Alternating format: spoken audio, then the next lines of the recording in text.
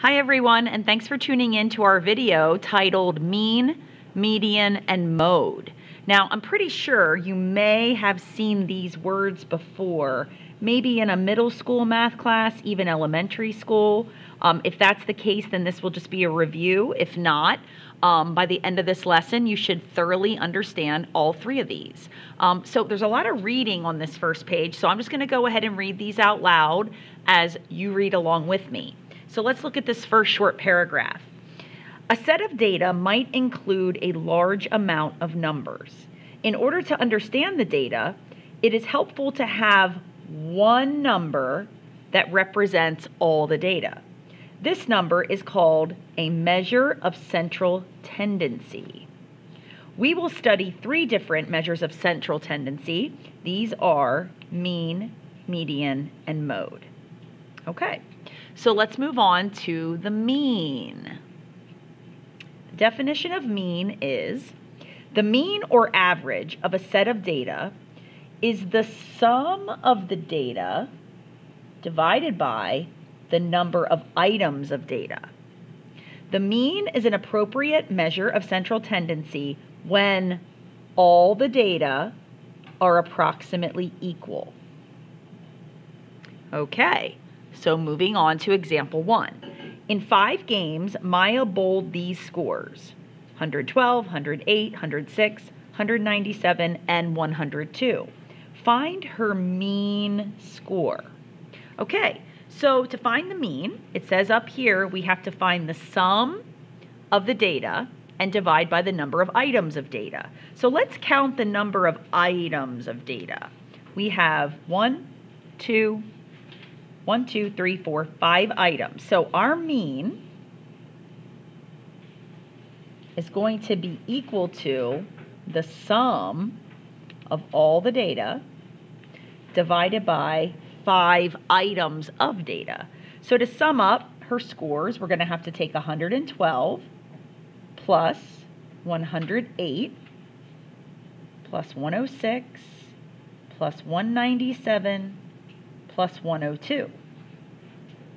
So that is going to give us something over 5. Now let's get that sum. I don't expect you to do that in your head, so feel free to use a calculator for this part. So we've got 112 plus 108 and 106 and 197 and 102. So 625 is my sum. 625. And so 625, if I then divide that by 5, I'm getting 125. So this 125 is a single number that represents, on average, what Maya's scores are in bowling. And because they're all in the hundreds here, it kind of makes sense to me that her average score when she bowls is 125. So rather than having all of these numbers, we just say, on average, Maya bowls about a 125. So that's the mean. Now, a couple things to look out for. You see the way I did this? I found the sum, I totaled that up, then I divided by 5. Here are some cautionary tales about things that can go wrong on your TI-84 when finding a mean. Students in the past have done this. Now, this is wrong, but I think it's important that you see this. So if you take 112 plus 108 plus 106 plus 197 plus the last one, 102, and then at the end of that sum, you just hit divided by 5, you do not get the right answer. I mean, that wouldn't make any sense that she's averaging a bowling score of 543 when none of her bowling scores are more than the hundreds. Okay, so what happened there is order of operations got messed up.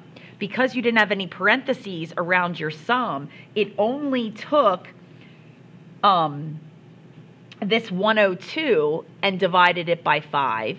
And then after dividing that, it added all the rest of the numbers. So to ensure that that doesn't happen, either do it the way I did it in the video here, or there's a couple things you can do. you can put parentheses around your sum. So if you put an open parentheses and then 112 plus 108, 106, 197, and 102, close parentheses, that's going to ensure that order of operations does all that's in the parentheses and then divides by 5. That will give you the right answer. Or your other option is to bring up your fraction tool by pressing alpha, y equals. And if you do your fraction tool, then you don't need parentheses. You can just do 112 plus 108, 106, 197, and 102 divided by 5, and that will also give you your correct answer. Okay, let's move on. Median. Okay, let's read the definition of median. The median of a set of data is the middle value when the data are arranged from least to greatest. When there are two middle values, the median is the average of those two. When a data set includes a few values that are extremely high or low, the median is a better measure of central tendency than the mean. Okay, so let's take a look at example 2. It says the birth weights in pounds of 8 babies born at Memorial Hospital were 7.8 pounds, 8.8, 7.7, etc., etc. Find the median weight.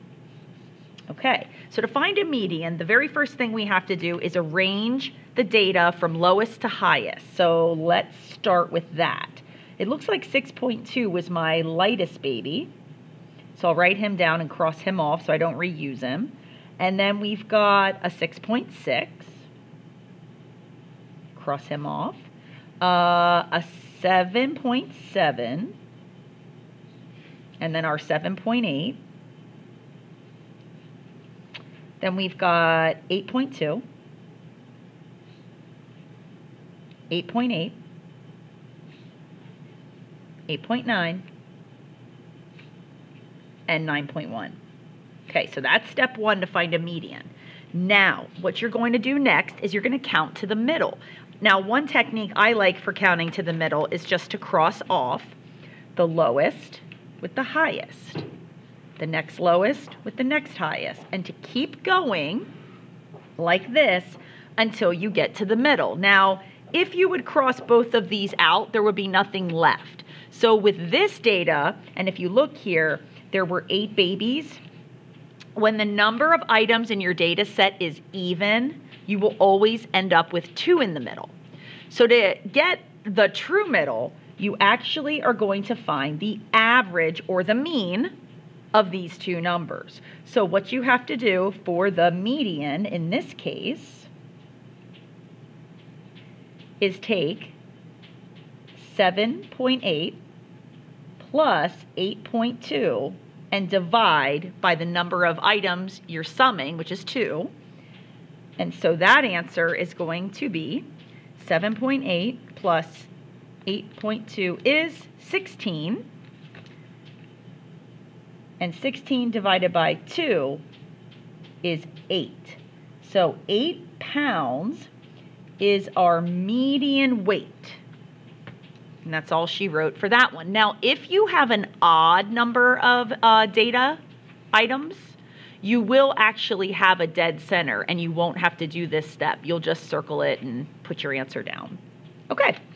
On the front side, the last definition is mode. So let's take a look at what mode means. The mode of a set of data is the item that occurs most often in the set.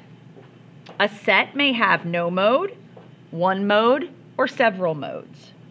The mode is helpful when several items of data are the same. This may mean that items which are the same have special importance in the set and should be granted extra emphasis. Okay? So let's flip this over and do some more examples. There's a few more here on the back. So example 3 says, a cashier wanted to know which denomination of bill customers use most often.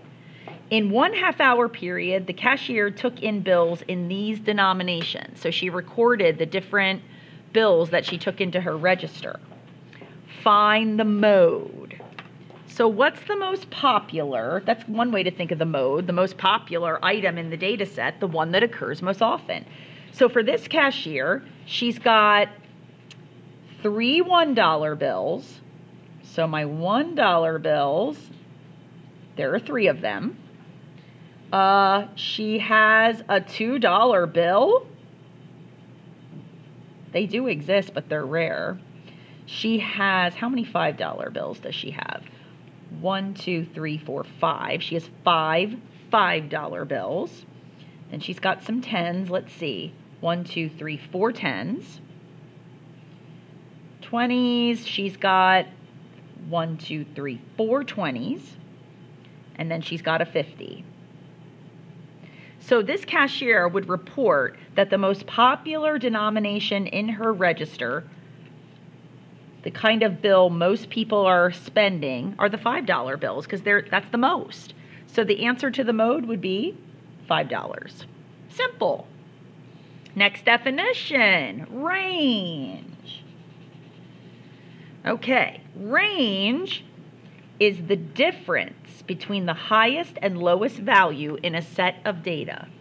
Difference between the highest and the lowest. And you know difference means subtract. So you basically just subtract the lowest from the highest. That's easy. Okay, example 4. The monthly rents in dollars paid by 9 people are given below. And this is the rent that 9 different people pay. So like this person only pays $610 for their monthly rent. And at the high end, actually, yeah, these are in order, aren't they? I think these are already ordered for us. Yeah, is $1,151. And then we've got some numbers in between. So let's look at parts A and B. Suppose that the person who was paying $610 moves and the new rent is $790. What happens to the mean? Okay, so this is going to actually be a multi-step problem. We're looking at what happens to the mean when the person that was paying $610 starts paying more rent. So what do you think is going to happen to the average? Is it going to stay the same? Is it going to go up? Is it going to go down? My thought, I don't know what you're thinking, you can pause this to give it a little more thought, but my thinking is if the rent here goes up, won't the entire mean go up? Well, that's my conjecture, but I'm going to prove it. So what I'm going to do is I'm going to find mean with $610. So I'm going to leave this set exactly as it is, okay? So this mean will equal, now I'm going to add these up, so I'm going to take 610 plus 880 plus 955 plus 1010 plus 1020 plus 1045 plus 1065 plus 1120 plus 1151, and I'm going to divide by 9 because there are 9 numbers in the data set. Okay, now let me get that sum here. I'm going to scooch this up so you can see my calculator here. Okay, so I am going to take, turn my calculator on first off, alpha y equals, okay, here comes my sum, 610 plus 880 plus 955 plus 1010 plus 1020 plus 1045, 1065, 1120, 1151, and this is all over 9.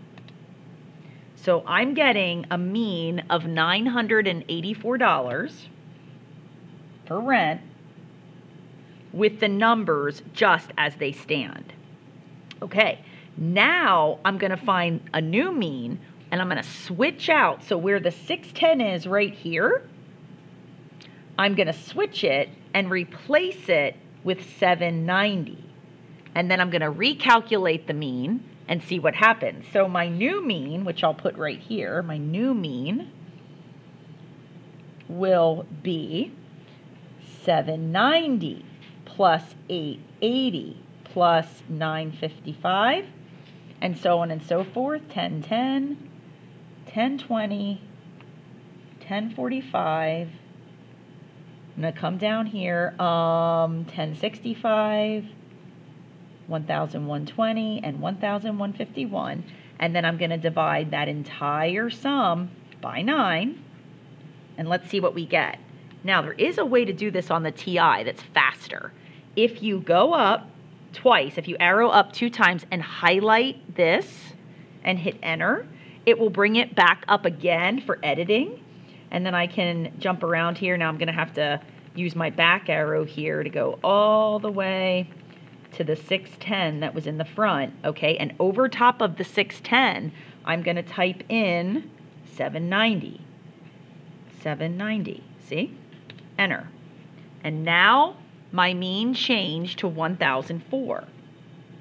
So just as I predicted, what happens to the mean?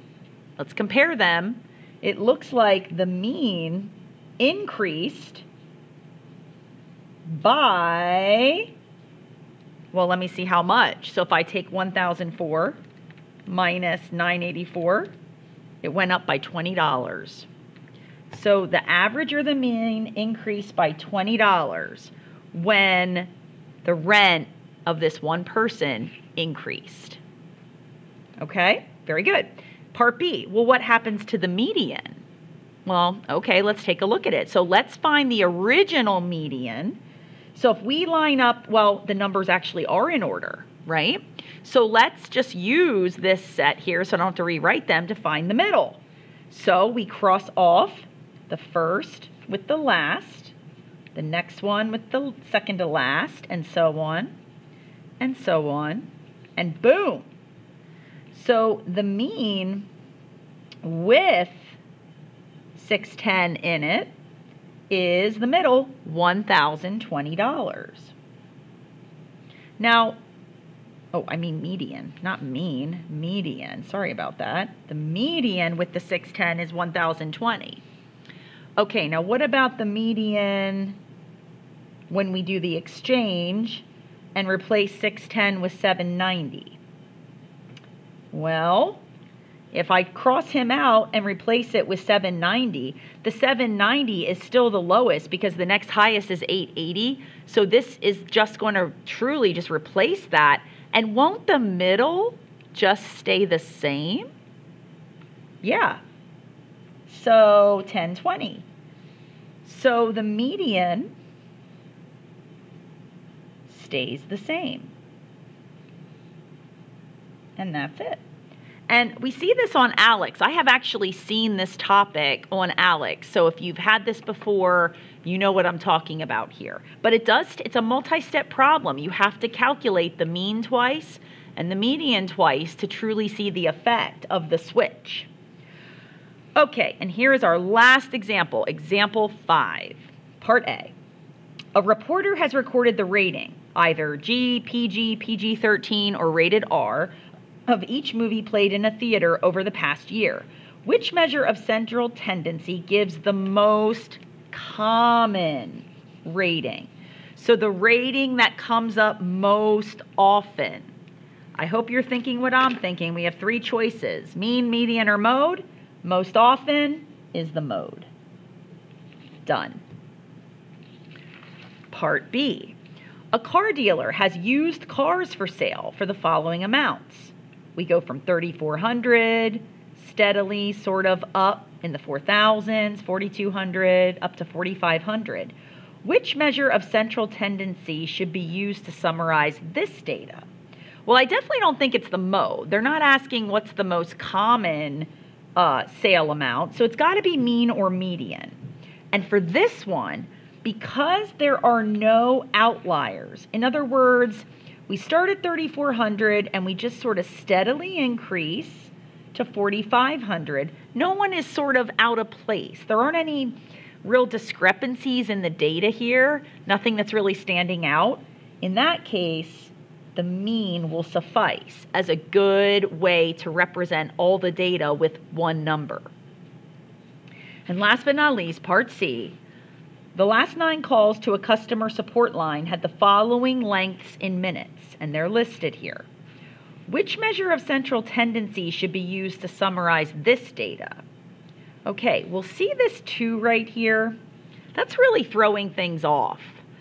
What's going to happen if I find the mean is this 2 is sort of going to drag the mean down lower than it probably is, because the majority of our calls are between 20 and 30 minutes. This 2 is kind of a weirdo. We call him an outlier. Doesn't really make sense with the rest of the data because most calls are pretty lengthy. So in that case, the median is the best choice to represent all this data with just one number. Because what will happen, let's look at it. If we cross the lowest with the highest and keep going, see, our median is 26 minutes. So if you were going to represent typical length of a call, you say, okay, 26 minutes. If we had found the mean, let's see what it would have come out to be. So if we would have accidentally taken 2 plus 22 plus 23 plus 24 plus 26 plus 28 plus 29 plus 30 plus 31 and divided by 9, 215 divided by 9. Okay, it's about a 23.8, let's say a 24-minute call. So, it didn't throw it off as much as I actually thought it was going to. I actually thought that 2 was going to drag things down a little bit more. But still, the median is always best when you have an outlier. Okay, so that wraps up that lesson. Hopefully it makes sense or is a review, and thanks for watching.